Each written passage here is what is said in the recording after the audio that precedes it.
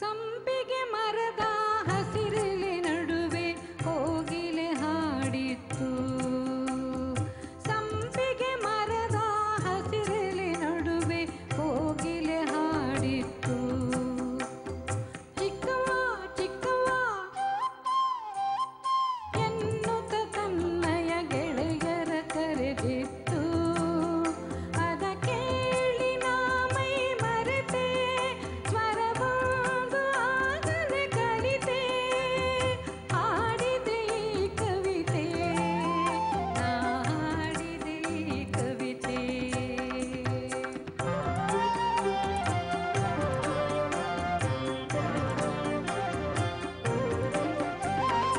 ದೂರದ ಗುಡಿಯಲ್ಲಿ ಪೂಜೆಯ ವೇಳೆಗೆ ಗಂಟೆಯು ಮೊಳಗಿತ್ತು.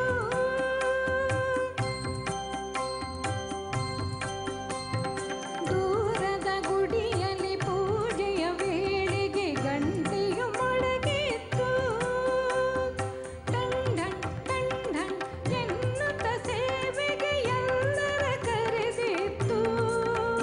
ಅದ ಕೇಳಿ ನಾ ಮೈ ಮರೆತೆ, ಸ್ವರವೊಂದು ಆಗಲೇ ಕಲಿತೆ.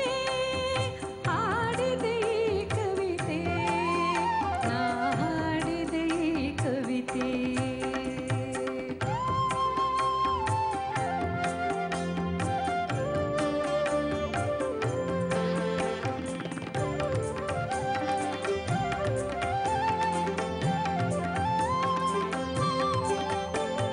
ಹರಿಯುವ ನದಿಯ ನೋಡುತ್ತ ನಿಂತೆ ಅಲೆಗಳು ಕುಣಿದಿತ್ತು. ಹರಿಯುವ ನದಿಯ ನೋಡುತ್ತ ನಿಂತೆ ಅಲೆಗಳು ಕುಣಿದಿತ್ತು. ಕಲ ಕಲ ಕಲ ಕಲ ಮಂಜುಳ ನಾದವು ಕಿವಿಗಳ ತುಂಬಿತ್ತು. ಅದ ಕೇಳಿ ನಾ ಮೈ ಮರೆತೆ, ಸ್ವರವೊಂದು ಆಗಲೇ ಕಲಿತೆ. ಹಾಡಿದೆ ಈ ಕವಿತೆ, ನಾ ಹಾಡಿದೆ ಈ ಕವಿತೆ.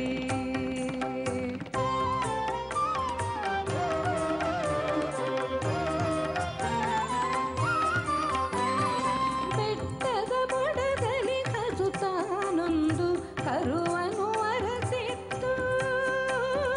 ಬೆಟ್ಟದ ಬುಡದಲ್ಲಿ ಹಸುತಾನೊಂದು ಕರುವನ್ನು ಅರಸಿತ್ತು. ಅಂಬಾ ಅಂಬಾ ಮಮತೆಯ ಕರೆಯು ಮನಸ್ಸನ್ನು ಸೆಳೆದಿತ್ತು. ಅದ ಕೇಳಿ ನಾ ಮೈ ಮರೆತೆ,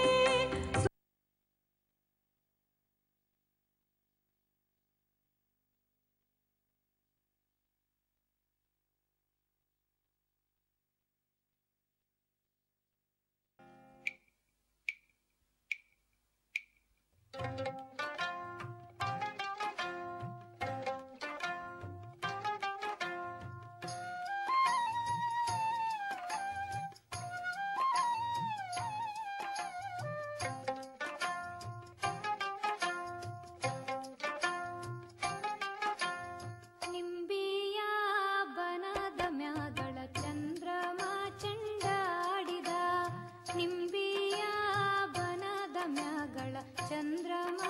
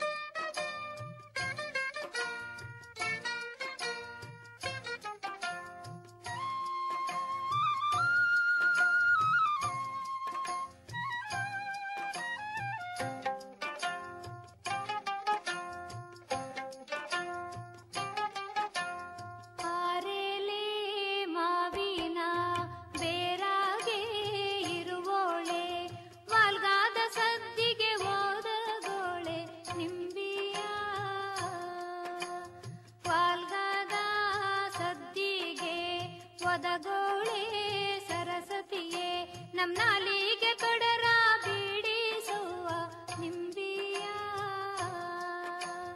ನಿಂಬಿಯ ಬನದ ಮ್ಯಾಗಳ ಚಂದ್ರಮ ಚಂಡಾಡಿದ ನಿಂಬಿಯ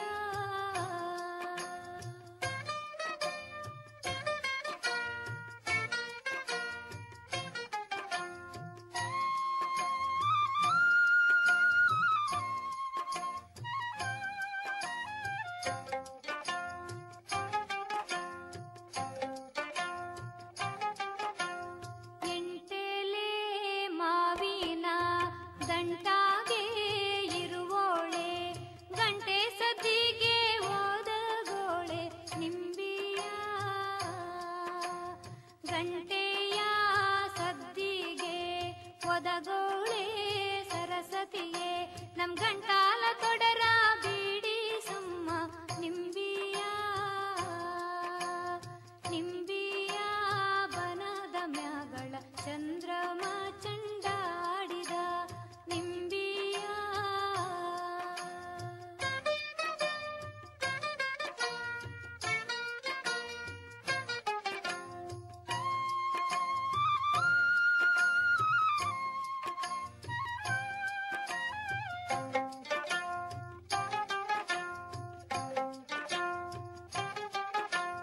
ರಾಗಿ ಬೀಸೋ ಕಲ್ಲೆ ರಾಜನ ಒಡಿಗಲ್ಲೆ ರಾಯ ಅಣ್ಣಯ್ಯನ ಅರಮನೆ ನಿಂಬಿಯ ರಾಯ ಅಣ್ಣಯ್ಯನ ಅರಮನೆ ರಾಗಿ ಕಲ್ಲೆ ನಿರಾಜ ಬಿದಿಗೆ ದನಿ ದೋರೆ ನಿಂಬಿಯ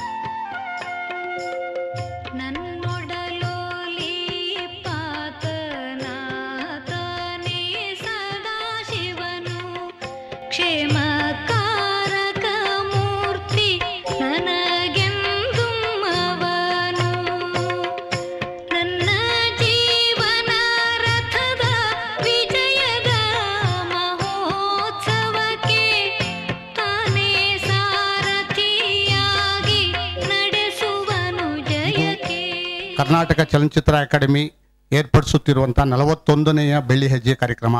ಈ ಕಾರ್ಯಕ್ರಮಕ್ಕೆ ಇವತ್ತು ಮುಖ್ಯ ಅತಿಥಿಗಳಾಗಿ ಆಗಮಿಸಿರುವಂತಹ ಹೆಸರಾಂತ ಹಿನ್ನೆಲೆ ಗಾಯಕಿ ನಾಡೋಜ BK ಸುಮಿತ್ರಾ ಅವರಿಗೆ ಅಕಾಡೆಮಿ ಪರವಾಗಿ ತಮ್ಮೆಲ್ಲರ ಪರವಾಗಿ ಸುಸ್ವಾಗತ. ಇಂದಿನ ಕಾರ್ಯಕ್ರಮದಲ್ಲಿ ಬಹಳ ಜನ ಹಿರಿಯರು ಬಂದಿದ್ದಾರೆ. ಭಗವಾನ್ ಅವರು ಬಂದಿದ್ದಾರೆ, ನಟ ವಿಜಯ್ ಬಂದಿದ್ದಾರೆ, ಇನ್ನೂ ಬಹಳಷ್ಟು ಜನ KV ಗುಪ್ತಾ ಅವರು ಬಂದಿದ್ದಾರೆ, ಮಾಧ್ಯಮ ಸ್ನೇಹಿತರು ಬಂದಿದ್ದಾರೆ, ತುಂಬ ಜನ ಇಲ್ಲಿ ಕಾರ್ಯಕ್ರಮದಲ್ಲಿ ಭಾಗವಹಿಸಿದ್ದಾರೆ. ಅವರೆಲ್ಲರಿಗೂ ಅಕಾಡೆಮಿ ಪರವಾಗಿ ಮತ್ತೊಮ್ಮೆ ಸುಸ್ವಾಗತ. ಈಗ ನಮ್ಮ ಅಕಾಡೆಮಿ ಅಧ್ಯಕ್ಷರಾದಂಥ ಶ್ರೀಮತಿ ತಾರಾ ಅನುರಾಧ ಅವರು ಕೆಲವು ಪ್ರಾಸ್ತಾವಿಕ ಮಾತುಗಳನ್ನು ಮಾತಾಡ್ತಾರೆ. ನಮಸ್ಕಾರ. ನಿಮಗೆಲ್ಲರಿಗೂ ಮತ್ತೊಮ್ಮೆ ಸ್ವಾಗತವನ್ನು ಕೋರ್ತಾ, ಕರ್ನಾಟಕ ಚಲನಚಿತ್ರ ಅಕಾಡೆಮಿ ಪ್ರಪ್ರಥಮವಾಗಿ ಒಬ್ಬ ಗಾಯಕಿಯ ಬೆಳ್ಳಿ ಹೆಜ್ಜೆ ಮಾಡ್ತಾ ಇದ್ದೀವಿ. ಆ ಗಾಯಕಿ ನಮ್ಮವರೇ ಆದ BK ಸುಮಿತ್ರಾ ಸುಧಾಕರ್ ಅವರ ಬೆಳ್ಳಿ ಹೆಜ್ಜೆ ಮಾಡ್ತಿರುವುದು ನಮಗೆಲ್ಲರಿಗೂ ತುಂಬ ಹೆಮ್ಮೆ ಕೊಟ್ಟಿರುವಂಥ ಒಂದು ವಿಚಾರ. ಅಮ್ಮ ನನಗೆ ಗಾಯಕಿ, ನಾಯಕಿ ಎಲ್ಲವೂ ಆದರೂ ಕೂಡ ನನಗೆ ಸ್ವಂತ ತಾಯಿ ನನ್ನ ಮನ ಕಚೇರಿಗೆ ಬಂದಷ್ಟೇ ಸಂತೋಷ ನನಗಾಗಿದೆ. ಸುಧಾಕರ್ ಅವರು ಬರಬೇಕಿತ್ತು. ನಿಜವಾಗ್ಲೂ ಅವರ ಬಾಯಿಂದ ಕೂಡ ಅಮ್ಮನ ಬಗ್ಗೆ ಏನೇನು ಮಾತಾಡ್ಬೋದು ಅಂತ ಕೇಳಬೇಕು ಅಂತ ಆಸೆ ಇತ್ತು. ಅವರು ಸಣ್ಣದಾಗಿ ತಪ್ಪಿಸ್ಕೊಂಡಿದ್ದಾರೆ, ಎಲ್ಲ ಗಣ್ಯಂದ್ರನ ಥರ. ಆದರೆ ಸುಮಿತ್ರಮ್ಮ ಅವರಿಗೆ ನಿಜವಾಗ್ಲೂ ಇಬ್ಬರು ಮುದ್ದಾದ ಮಕ್ಕಳು. ಮುದ್ದಾದ ಅನ್ನೋದಕ್ಕಿಂತ ಬಹಳ ಪ್ರತಿಭಾವಂತ ಮಕ್ಕಳು ಅಂತಲೇ ಹೇಳ್ಬೋದು.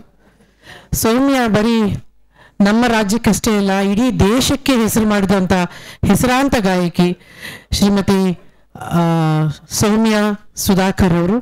ದಯವಿಟ್ಟು ಎದ್ದು ನಿಂತು ತಾವು ನಿಮ್ಮ ಪರಿಚಯ. ಬಹಳ ಒಳ್ಳೆ ಗಾಯಕಿ, ಬಹಳ ಒಳ್ಳೊಳ್ಳೆ ಕಾರ್ಯಕ್ರಮಗಳನ್ನೆಲ್ಲ ಕೊಟ್ಟಿದ್ದಾರೆ. ಇನ್ನೊಬ್ಬ ಸುನೀಲ್ ಒಳ್ಳೆಯ ಬಾಲನಟ, ಬಹಳ ಮುದ್ದಾಗಿದ್ದ. ಅವನು ಬಾಲನಟ ಆಗ್ತಿದ್ದಂಗೆ ನಾಯಕ ಯಾವಾಗ ಆಗ್ಬಿಟ್ನ ಗೊತ್ತಿಲ್ಲ ನಮಗೆ. ನಮ್ಮ ಮುಂದೆನೇ ಬೆಳೆದ ಹುಡುಗ ಸುನೀಲ್. ಬಹಳ ಪ್ರತಿಭಾವಂತ ಗಾಯಕ, ನಾಯಕ ಎಲ್ಲನೂ ಅವನು. ಈ ಇಬ್ಬರು ಮಕ್ಕಳನ್ನ ನಮಗೆ ಕೊಡುಗೆಯಾಗಿ ಸುಮಿತ್ರಮ್ಮ ಅವರು ಕೊಟ್ಟಿದ್ದಾರೆ. ಇವತ್ತಿನ ಬೆಳ್ಳಿ ಹೆಜ್ಜೆ ಕಾರ್ಯಕ್ರಮಕ್ಕೆ ಮತ್ತೊಮ್ಮೆ ನಿಮಗೆಲ್ಲರಿಗೂ ಸ್ವಾಗತವನ್ನು ಕೋರ್ತಾ, ಅವರ ಬಗ್ಗೆ ವಾರ್ತಾ ಇಲಾಖೆಯವರು ಈಗಾಗಲೇ ಒಂದು ಸಾಕ್ಷ್ಯಚಿತ್ರವನ್ನು ಮಾಡಿದ್ದಾರೆ. ಆ ಸಾಕ್ಷ್ಯಚಿತ್ರವನ್ನು ನೋಡಿ ಮುಂದೆ ಸುಮಿತ್ರಮ್ಮ ಅವರನ್ನ ನಿಮ್ಮ ಮುಂದಿಡ್ತಾನೆ. ಈಗ ಸಾಕ್ಷ್ಯಚಿತ್ರ. ಆತ್ಮೀಯ ಮತ್ತೆ ಹೃದಯದಿಂದ ಬರುವಂತ ಭಾವನೆಗಳ ಸಂಗಮವೇ ಈ ಬೆಳ್ಳಿ ಹೆಜ್ಜೆ ಅಂತ ಅನ್ಕೊಳ್ತೇನೆ. ಎಷ್ಟೋ ಸಂಗತಿಗಳನ್ನ ನಾವು ಎಲ್ಲರ ಹತ್ರ ಹಂಚ್ಕೊಳಕ್ ಆಗಿರೋದಿಲ್ಲ. ಆದ್ರೆ ಅಕಾಡೆಮಿಯು ಈ ಒಂದು ವೇದಿಕೆಯನ್ನ ಕಲ್ಪಿಸಿಕೊಂಡಿದೆ. ಇವತ್ತಿನ ಬೆಳ್ಳಿ ಹೆಜ್ಜೆಯ ಅತಿಥಿ ಅಂದ್ರೆ ನಮ್ಮ ಸುಮಿತ್ರಮ್ಮ ಅವರು. ಸುಮಿತ್ರಮ್ಮ ಅವ್ರ ಬಗ್ಗೆ ನಾನೇನ್ ಹೇಳೋದು. ಅವರು ಈಗಾಗಲೇ ಕನ್ನಡ ಚಿತ್ರರಂಗದಲ್ಲಾಗ್ಲಿ, ಸುಗಮ ಸಂಗೀತದಲ್ಲಾಗ್ಲಿ, ತಮ್ಮ ಗಾಯನದಲ್ಲಾಗ್ಲಿ ದೊಡ್ಡ ಹೆಸರನ್ನು ಮಾಡಿದಂತ ಹೆಣ್ಮಗಳು ಅವರು. ತುಂಬಾ ಸಂತೋಷ ಆಗುತ್ತೆ. ಅವರ ಬೆಳ್ಳಿ ಹೆಜ್ಜೆಯನ್ನ ನಾನು ಮಾಡ್ತಾ ಇರೋದು ಒಬ್ಬ ಗಾಯಕಿಗೆ ಸಲ್ಲಬೇಕಾದ ಗೌರವವನ್ನ ನಾವು ಈ ರೀತಿಯಲ್ಲಿ ಅರ್ಪಿಸುತ್ತಿದ್ದೇವೆ ಅಕಾಡೆಮಿಯ ಮೂಲಕ ಅನ್ನೋದು ನಮಗೆಲ್ಲರಿಗೂ ಸಂತೋಷ ಕೊಟ್ಟಂತ ವಿಚಾರ.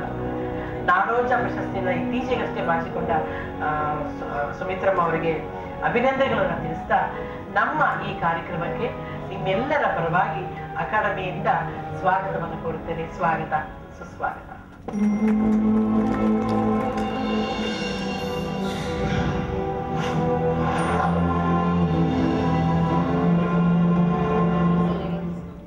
ಜನಪದ ಜಾನಪದವಾಗಿ, ಜ್ಞಾನಪದವಾಗಿ, ಧ್ಯಾನಪದವಾಗಿ ಬದಲಾದದ್ದು ಇತಿಹಾಸ. ಜಾನಪದ ಸಂಗೀತ ಶಾಸ್ತ್ರೀಯ ಚೌಕಟ್ಟಿಗೆ ಸೇರಿ ಕರ್ನಾಟಕ ಸಂಗೀತ ಎಂದು ಪರಿಚಯಗೊಂಡಿತು. ಶಾಸ್ತ್ರೀಯ ಸಂಗೀತ ಕ್ರಮೇಣ ಸುಗಮ ಸಂಗೀತವಾಗಿ ಬೆಳೆದದ್ದು ಅತ್ಯಪೂರ್ವ ಸಂಗತಿ. ಈ ಎಲ್ಲ ಪರಂಪರೆಯ ಹರಿಕಾರರು ಒಂದಿಬ್ಬರಲ್ಲ. ಪುರಂದರ ಕನಕದಾಸರಂತಹ ಶ್ರೇಷ್ಠರು, ಬಸವಣ್ಣ ಅಕ್ಕ ಮಹಾದೇವಿಯಂತಹ ಶರಣರು, ತ್ಯಾಗರಾಜರು, ಮುತ್ತುಸ್ವಾಮಿ ದೀಕ್ಷಿತರು, ಶ್ಯಾಮಶಾಸ್ತ್ರಿಗಳಂತಹ ವಾಗ್ನೇಯಕಾರರು, ವೀಣೆ ಶೇಷಣ್ಣ, ಪಿಟೀಲು ಚೌಡಯ್ಯ, ಸನಾದಿ ಅಪ್ಪಣ್ಣನಂತಹ ಮಹಾನುಭಾವರು, ಅದೆಷ್ಟೋ ಜನ ಸಂಗೀತ ಸಂಸ್ಕೃತಿಯ ಆರಾಧಕರು. ಇಂತಹ ಶ್ರೇಷ್ಠ ದಿಗ್ಗಜರ ಸಾಲಿನಲ್ಲಿ ಮಲೆನಾಡ ಕೋಗಿಲೆ ಶ್ರೀಮತಿ BK ಸುಮಿತ್ರಾ ಕನ್ನಡ ಜನಸಮೂಹಕ್ಕೆ ಚಿರಪರಿಚಿತ ಹೆಸರು. ಒಂದು ದಿನ ರಾತ್ರಿಯಲ್ಲಿ ಕಂಡೆ ಕನಸೊಂದು, ಬಣ್ಣ ಬಣ್ಣದ ಬೆಳಕಲಿ ಕಂಡೆ ದಿವ್ಯ ಸ್ವರೂಪವೊಂದು. ಸೂರ್ಯ ಹುಟ್ಟುವ ಮೊದಲೇ ಕಿವಿಗಳಿಗೆ ಮಧುರ ಭಕ್ತಿಗೀತೆಗಳ ಸಿಂಚನವಾದದ್ದು ಶ್ರೀಮತಿ BK ಸುಮಿತ್ರಾ ಅವರಿಂದ. ನೀತಿ ಮೂರ್ತಿವೆತ್ತ ಸತ್ಯ ದೈವವೇ ಮಹಾಮಹಿಮ ಮಂಜುನಾಥ ನಮೋ ಎನ್ನುವೆ. ಭೂಮಿಗಿಳಿದ ಕೈಲಾಸ ನಿನ್ನ ಸನ್ನಿಧಿ, ನೇತ್ರಾವತಿ ನದಿ ದುವೇರಾಸುರ ನದಿ. ನ್ಯಾಯ ನೀತಿ ಮೂರ್ತಿವೆತ್ತ ಸತ್ಯ ದೈವವೇ ಮಹಾಮಹಿಮ ಮಂಜುನಾಥ ನಮೋ ಎನ್ನುವೆ. ಪ್ರಸಿದ್ಧ ಸಂಗೀತ ಸಂಯೋಜಕ ನಿರ್ದೇಶಕ JK ವೆಂಕಟೇಶ್ ಅವರ ಮೊದಲ ಭೇಟಿಯಲ್ಲೇ BK ಸುಮಿತ್ರಾ ಕಂಠಕ್ಕೆ ಮಾರು ಹೋದರು. ಸುಮಿತ್ರರ ಶಾರೀರಕ್ಕೆ ಸರಿ ಹೊಂದುವ ಗೀತೆಯನ್ನು ಸಂಯೋಜಿಸಿ ಅವರಿಂದ ಹಾಡಿಸಿದರು. ಸುಮಿತ್ರಾ ಹಾಡಿದ ಮೊದಲ ಚಲನಚಿತ್ರ ಗೀತೆ ಕನ್ನೇ ನಿನ್ನಯ ಕೋಪವಿದೇನು.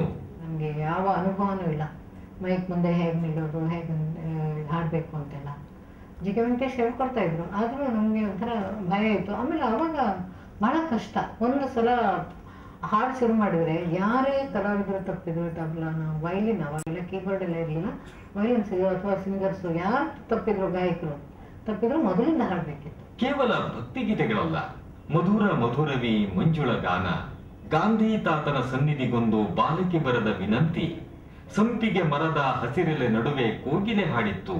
ಸಂಪಿಗೆ ಮರದ ಹಸಿರೆಲೆ ನಡುವೆ ಕೋಗಿಲೆ ಹಾಡಿತ್ತು. ಚಿಕ್ಕವ ಚಿಕ್ಕವ ಎನ್ನುತ್ತ ತನ್ನಯ ಗೆಳೆಯರ ಕರೆದಿತ್ತು. ಅದ ಕೇಳಿ ನಾ ಮೈ ಮರೆತೆ, ಸ್ವರವೊಂದು ಆಗಲೇ ಕಲಿತೆ. ಹಾಡಿದೆ ಈ ಕವಿತೆ, ನಾ ಹಾಡಿದೆ ಈ ಕವಿತೆ. ನಿಂಬಿಯ ಬನದ ಮ್ಯಾಗಳ ಚಂದ್ರಮ ಚೆಂಡಾಡಿದ. ನಿಂಬಿಯ ಬನದ ಮ್ಯಾಗಳ ಚಂದ್ರಮ ಚೆಂಡಾಡಿದ. ನಿಂಬಿಯ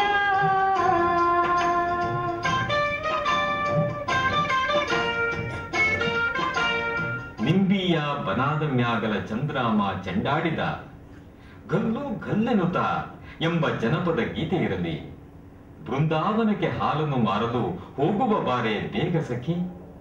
ಬೆಣ್ಣೆ ಕದ್ದ ನಮ್ಮ ಕೃಷ್ಣ ಬೆಣ್ಣೆ ಕದ್ದ ನಮ್ಮ ಎಂಬ ಸುಗಮ ಸಂಗೀತವಿರಲಿ. ಎಲ್ಲೆಲ್ಲೂ ಸುಮಿತ್ರಾ ಅವರ ಮೇರು ಕಂಠಸಿರಿಯೇ. ಅಚ್ಚರಿ ಎಂದರೆ ಈ ಹಾಡುಗಳನ್ನು ಹಾಡಲು ಸುಮಿತ್ರಾ ಹುಟ್ಟಿದರೆ ಅಥವಾ ಆ ಹಾಡುಗಳೇ ಇವರಿಗಾಗಿ ಹುಟ್ಟಿದೆ ಎಂಬುದು ಬೀಜವೃಕ್ಷ ನ್ಯಾಯ. ಚಲನಚಿತ್ರ ಗೀತೆ, ಭಾವಗೀತೆ, ಭಕ್ತಿಗೀತೆ, ಜಾನಪದ ಗೀತೆ, ನಾಲ್ಕರಲ್ಲೂ ಸಾಕಷ್ಟು ಒಳ್ಳೊಳ್ಳೆ ಹಾಡುಗಳನ್ನು ಹಾಡಿದ್ದೇನೆ. ಅದೊಂದು ತೃಪ್ತಿ ನನಗಿದೆ. ಚಿಕ್ಕಮಗಳೂರು ಜಿಲ್ಲೆಯ ಬಿಳಾಲುಕೊಪ್ಪದ ಯಕ್ಷಗಾನ ಕಲಾವಿದ ಹಾಗೂ ಜಮೀನ್ದಾರ ಕೃಷ್ಣಯ್ಯನವರ 4ನೇ ಪುತ್ರಿ ರತ್ನವಾಗಿ 1942 ಏಪ್ರಿಲ್ 27 ಜನಿಸಿದ ಸುಮಿತ್ರಾರವರು ಬಾಲ್ಯದಿಂದಲೂ ಆಡುತ್ತಾ ಹಾಡುತ್ತಾ ಬೆಳೆದವರು.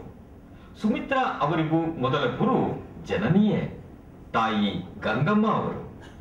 ಸಂಪ್ರದಾಯದ ಹಾಡುಗಳನ್ನು ಹಾಡುವುದರಲ್ಲಿ ಸಿದ್ಧಹಸ್ತರು. ತಂದೆ ಯಕ್ಷಗಾನದ ಗೀತೆಗಳನ್ನು ಭಾಗವತರಿಗಿಂತಲೂ ಸೊಗಸಾಗಿ ಹಾಡುತ್ತಿದ್ದರು.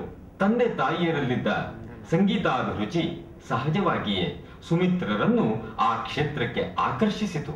ನಾನು ಹುಟ್ಟಿ ಬೆಳೆದಿದ್ದೆಲ್ಲ ಬಹಳ ಹಳ್ಳಿ ಅಂದರೆ ಶೃಂಗೇರಿ ಹೊರನಾಡಿನ ಮಧ್ಯ ಬೆಳಗುಕೊಪ್ಪ ಅಂತ. ಅಲ್ಲಿ ನಮ್ಗೆ ಈ ಕಡೆ ತುಂಗಾ ನದಿ, ಆ ಕಡೆ ಭದ್ರಾ ನದಿ, ಎರಡರ ಒಂದು ನೀರು ಕುಡಿದು ಬೆಳೆದವ್ರು ನಾವು. ಭಾಳ ಹಳ್ಳಿ ಪರಿಸರ ಆಗಿರೋದ್ರಿಂದ ನಮ್ಮೂರಿಗೆ ಸ್ಕೂಲ್ ಆಗಲಿ ಅಥವಾ ಕರೆಂಟ್ ಇರಲಿಲ್ಲ. ನಾವು ಮುಟ್ಟಿದಾಗ 4 ಕಿಲೋಮೀಟರ್ ನಡ್ಕೊಂಡು ಹೋಗ್ಬೇಕಿತ್ತು ಸ್ಕೂಲಿಗೆ. ಆಮೇಲೆ ಅಡಿಕೆ ಕೊಯ್ದು ಟೈಮ್ ಬಂತಂದರೆ ಅಲ್ಲಿ ನಮ್ಮ ಕೆಲಸದವರೆಲ್ಲ ಜಾನಪದ ಗೀತೆ ಎಲ್ಲ ಹಾಡಿ, ಅವಾಗ ಈಗಿನಾಗ ರೇಡಿಯೋ ಟೆಲಿವಿಷನ್ ಏನಿರಲಿಲ್ಲ, ಅವ್ರು ನಾಟಕಗಳು ಹೇಳೋರು, ಆಡೋರು, ಅಲ್ಲೇ ಸುಮ್ಮನೆ ಬಾಯಲ್ಲಿ. ಆಮೇಲೆ ಜಾನಪದ ಗೀತೆಗಳನ್ನೆಲ್ಲ ಹಾಡೋರು. ಅದನ್ನು ಕೇಳಿ ಕೇಳಿ ನಾನು ಬೆಳೆದೆ. ಹಾಗಾಗಿ ಸಂಗೀತದ ಬಗ್ಗೆ ನಂಗೆ ಒಲವು ಬಂತಂತ ಕಾಣುತ್ತೆ. ಆಮೇಲೆ ನಮ್ಮ ತಂದೆ ಪಟೇಲ್ ಕೃಷ್ಣಯ್ಯ ಅಂತ, ತಾಯಿ ಗಂಗಮ್ಮ ಅಂತ. ನಮ್ಮ ತಂದೆ ಈ ಯಕ್ಷಗಾನದ ಮೇಳ ಇಟ್ಟಿದ್ರಂತೆ ನಾವು ಊಟಕ್ಕೆ ಮುಂಚೆ. ಆಮೇಲೆ ಅದು ಯಾವುದೊಂದು ದೇವಸ್ಥಾನಕ್ಕೆ ಕೊಟ್ಟರು ಅಂತ ಹೇಳ್ತಾ ಇದ್ರು. ಶಾಲಾ ದಿನಗಳಲ್ಲೇ ಹಲವು ಗಾಯನ ಸ್ಪರ್ಧೆಗಳಲ್ಲಿ ಭಾಗವಹಿಸಿ ಪ್ರಶಸ್ತಿ ಪಡೆದ ಸುಮಿತ್ರರಲ್ಲಿ ಭಾವಗೀತೆಗಳನ್ನು ಕಲಿಯುವ ಉತ್ಕಟೇಚ್ಛೆ, ಮಗಳ ಬಯಕೆಗೆ ತಂದೆ ನೀರೆರೆದು ಪೋಷಿಸಿದರು. ಅಲ್ಲಿಂದ ಲಘು ಸಂಗೀತದ ಕಲಿಕೆ ಆರಂಭ. ಮಧ್ಯಾಹ್ನದಲ್ಲಿ ಎದ್ದು ಬೀಸೋ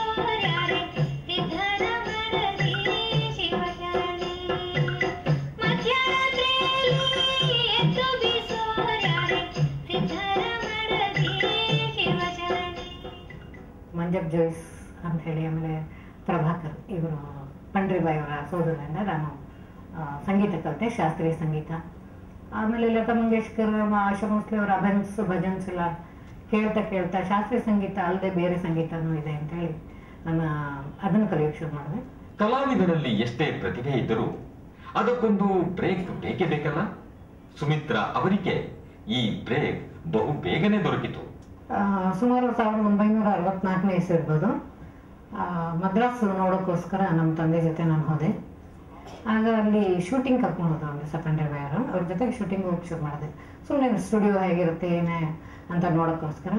ಅಲ್ಲಿ ಜಿ ಕೆ ವೆಂಕಟೇಶ್ ಕವಲೆರಡು ಕುಲು ಬಂದು ಅದಕ್ಕೆ ಸಿಂಗ್ ಠಾಕೂರ್ ಅವ್ರದ್ದು ಸಂಗೀತ ನಿರ್ದೇಶನ ಮಾಡ್ತಾಯಿದ್ರು. ರೆಕಾರ್ಡಿಂಗ್ ನಡೀತಾ ಇತ್ತು ಅವತ್ತು. ಆವತ್ತು ನಮ್ಮ ಅಣ್ಣನ ಸ್ಟೂಡೆಂಟ್ ಅಂತ ಅವರು ಇಂಟ್ರೊಡ್ಯೂಸ್ ಮಾಡಿದ್ರು ಪಂಡ್ರಿಬಾಯಿ. ಹಾಡ್ತೀಯ ಪಿಕ್ಚರ್ಗೆ ಅಂತ ಹೇಳಿದ್ರು.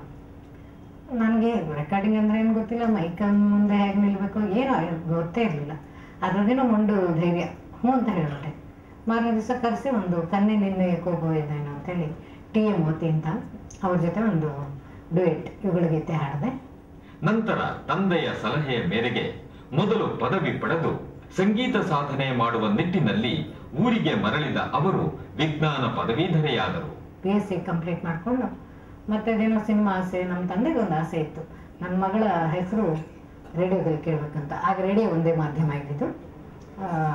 ಹಾಗಾಗಿ ಅವರ ಆಸೆಗೋಸ್ಕರ ಅವ್ರನ್ನ ಒಂದೆರಡು ಹಾಡು ಪಿಕ್ಚರ್ ಹಾಡಿ, ಬಾಕಿ ಯಾವ್ದ್ರಲ್ಲೂ ರೇಡಿಯೋದಲ್ಲಿ ಬರೋಲ್ಲ. ಯಾಕೆ ನಮಗೆ ಆವಾಗ ಇದ್ದಿದ್ದು ಬಿನಾಕ ಗೀತ್ಮಾಲ ಇದರಲ್ಲಿ ಸಿಲೋನಿಂದ ಬರ್ತಾ ಇತ್ತು. ಅದು ಬಿಟ್ಟರೆ ನಮ್ಮ ಕನ್ನಡ ಗೀತೆಗಳನ್ನ ತುಂಬ ಕೇಳೋ ಅವಕಾಶ ಇರಲಿಲ್ಲ ಅವಾಗ.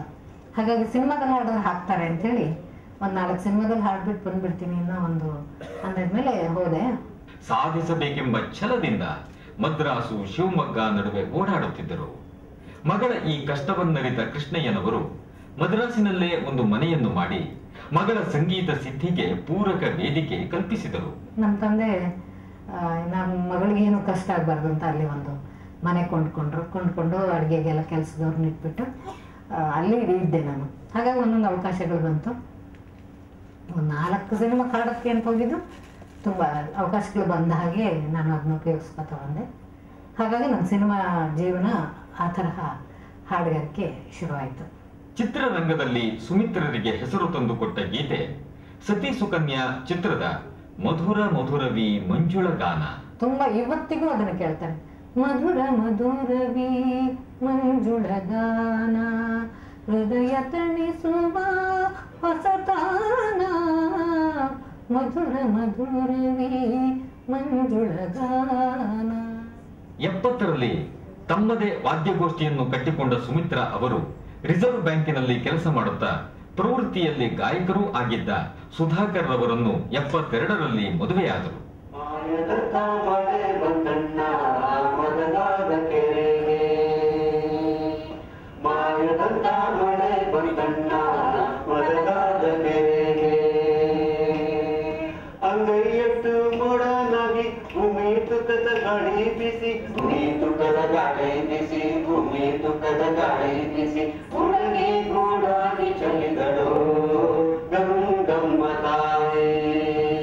ಇವರು ನಮ್ಮ ಯಜಮಾನರು ಸುಧಾಕರ್ ಅಂತ, ಇವರು ಗಾಯಕರು. ನಾವು ಎಲ್ಲ ಒಟ್ಟಿಗೆ ಸೇರಿ ನಾವು ಮದುವೆ ಮುಂಚೆಯಿಂದ ಹಾಡ್ತಾನೆ ಇದ್ವಿ. ಗಲ್ಲು ಗುಲೆ ಮೃತ, ಮಾಯದಂತ ಮಳೆ, ಮಂಟಣ್ಣ ಇವೆಲ್ಲ ನಾವು ಅನೇಕ ಜಾನಪದ ಗೀತೆಗಳ ಹಾಡಿದ್ದೀವಿ. ಇವನು ನನ್ನ ಮಗ ಸುನಿಲ್, ಗಾಯಕ ನಟ. ಸೌಮ್ಯ ಮಗಳು, ಅವಳು ಬಾಂಬೆಲಿದ್ದಾಳೆ, ಅವಳು ಗಾಯಕಿ. ಕೆಲವು ಹಿಂದಿ ಚಿತ್ರಗಳಿಗೆಲ್ಲ ಹಾಡಿದ್ದಾಳೆ, ಕನ್ನಡ ಚಿತ್ರಗಳಿಗೂ ಹಾಡಿದ್ದಾಳೆ. ನಾನು ಸುಮಿತ್ರಾ ಇಬ್ಬರು ಮದುವೆ ಮುಂಚೆನೇ ಮಾಡ್ತಾ ಇದ್ವಿ. ಆಮೇಲೆ ಅವ್ರ ಮನೆಯವ್ರಿಗೆ ಮೂಲಕ ಮದುವೆ ಆಯಿತು.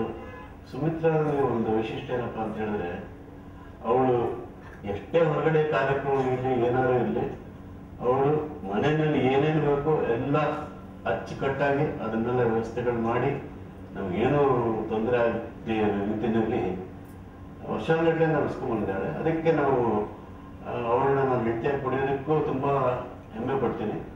BK ಸುಮಿತ್ರಾ ಅವರ ಮಗ ಅಂತಾನೆ ನನ್ನ ಜನರು ರೆಕಗ್ನೈಸ್ ಮಾಡ್ತಾ ಇದ್ದಿದ್ದು. ಹಾಗೆಯೇ ಒಂದು ರೀತಿಯಲ್ಲಿ ನಮ್ಮ ತಾಯಿ ವ್ಯಕ್ತಿತ್ವ ತುಂಬಾ ದೊಡ್ಡದು ಅನ್ನೋದರ ಅರಿವು ಬಹಳ ಬೇಗನೆ ಮೂಡಿತ್ತು. 1992ರಲ್ಲೇ ಅಮೆರಿಕಕ್ಕೆ ಹೋಗಿ ಹೊರನಾಡ ಕನ್ನಡಿಗರಿಗೆ ಸುಗಮ ಸಂಗೀತಾಮೃತವನ್ನೇ ಗುಣಪಡಿಸಿದ ಗಾಯಕಿ BK ಸುಮಿತ್ರಾ. ಅಮೆರಿಕಾದಲ್ಲಿ ನಡೆದ 2 ವಿಶ್ವ ಕನ್ನಡ ಸಮ್ಮೇಳನಗಳಿಗೂ ಮುಖ್ಯ ಅತಿಥಿಯಾಗಿ ಪಾಲ್ಗೊಂಡು ಅಲ್ಲಿನ ವಿವಿಧ ಕನ್ನಡ ಸಂಘಟನೆಗಳಲ್ಲಿ ಗೀತ ಧಾರೆ ಹರಿಸಿದರು. ಕನ್ನಡ ಸಂಘದವರು ಕರೆಸಿದ್ರು ನಮ್ಮನ್ನ. ನಾವು 6 ಜನ ಹೋಗಿ ಅಲ್ಲಿ ಕಾರ್ಯಕ್ರಮ ಕೊಟ್ಟು 3 ತಿಂಗಳು ಬಹಳ ಒಳ್ಳೆಯ ಕಾರ್ಯಕ್ರಮಗಳನ್ನು ಕೊಟ್ವಿ. ಅದಾದ್ಮೇಲೆ ಮತ್ತೆ 97ರಲ್ಲಿ 2002ರಲ್ಲಿ ಎಲ್ಲ ಹೋಗಿ ನಾನು ಅಲ್ಲಿ ಮಕ್ಕಳಿಗೆ ದೊಡ್ಡವರಿಗೆಲ್ಲ ತರಬೇತಿ ಶಿಬಿರಗಳು ಮಾಡಿದೆ. ತಮಗೆ ತಿಳಿದ ಸಂಗೀತವನ್ನು 4 ಜನರಿಗೆ ಕಲಿಸುವ ಆಶಯದಿಂದ ಆರಾಧನಾ ಎಂಬ ಸುಗಮ ಸಂಗೀತ ಶಾಲೆಯನ್ನು ತೆರೆದ ಸುಮಿತ್ರಾರವರು 3 ವರ್ಷಗಳಿಂದ 100 ವಿದ್ಯಾರ್ಥಿಗಳಿಗೆ ಸಂಗೀತ ಕಲಿಸುತ್ತಿದ್ದಾರೆ. ಸ್ಟೂಡೆಂಟ್ಸ್ ಎಲ್ಲ ವಿದ್ಯಾರ್ಥಿಗಳು ಒಂದು ಮಟ್ಟಿಗೆ ಸರಿಯಾಗಿ ಶುದ್ಧವಾಗಿ ಹಾಡಕ್ಕೆ ಅಭ್ಯಾಸ ಮಾಡಿದ್ದಾರೆ.